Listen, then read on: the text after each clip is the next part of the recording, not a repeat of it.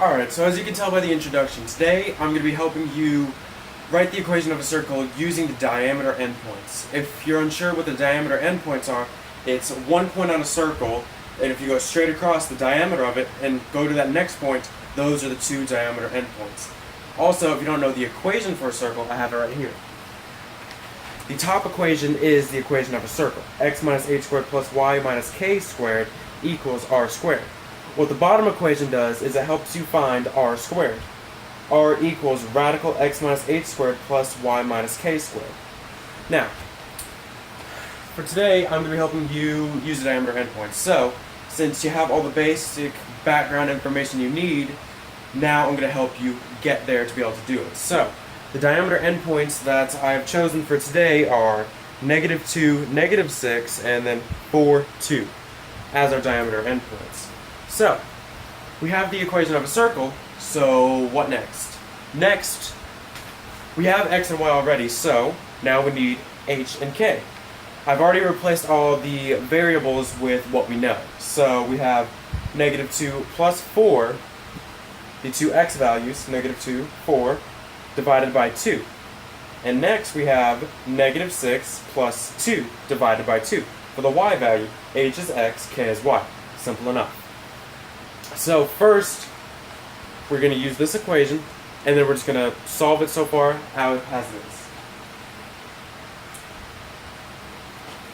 So we have -2 plus 4 equals -2 divided by 2. No, my bad. -2 plus 4 is just regular 2. Divided by 2 equals 1. Now we have -6 plus 2 equals -4 divided by 2 equals -2. So, now that we have h and k, what do we do next? Well, we already have x and y for this equation, and then we just got h and k. So, we're going to insert h and k into this equation to get r, because we need to find r before we can actually use the whole equation. So, we have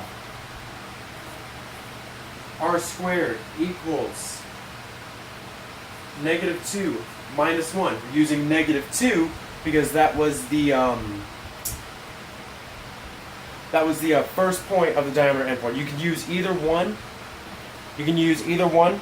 But I decided to choose the first one because first one I saw, I guess.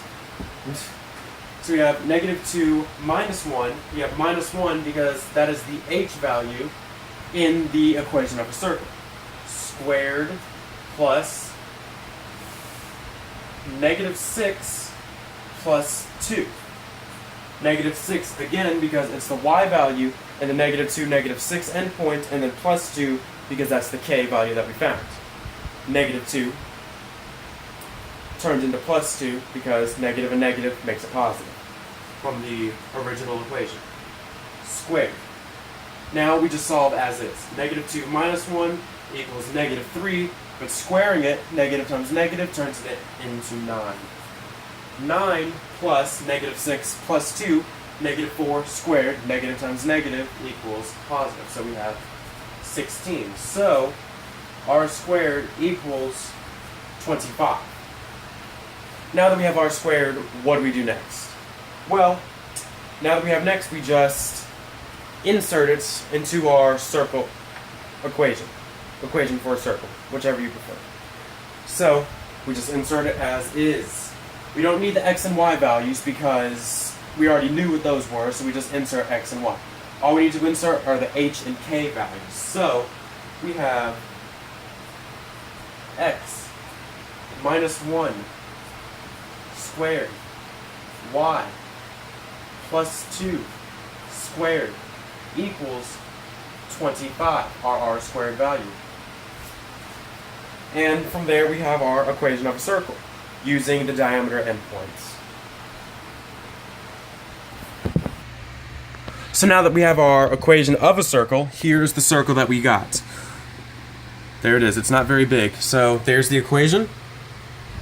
There's the circle. So as you can see, the end points are still there on the circle. So which proves that this is the circle from the diameter endpoints that we had. Our diameter endpoints of -2, -6, -2, -6. And then our endpoint of 4, 2.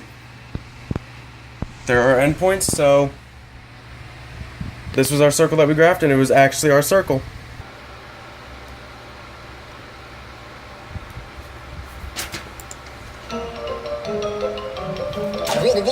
That's all, folks.